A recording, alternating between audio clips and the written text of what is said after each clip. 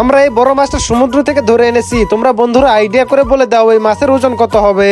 আর এখন আমি তোমাদেরকে মাছটা কেটে দেখাবো মাছটার ভেতরে কি কি আছে। আর বন্ধুরা তাজা মাছ চেনার দুটি উপায়, একমাত্র মাছের চোখ দেখবে আর কানের নিচ দিয়ে দেখবে। তো চলো বন্ধুরা মাছটাকে নিয়ে আমাদের কিচেন রুমে যাওয়া যাক। এই মাছটাকে এখানে আনতে কতজন লাগছে জানো?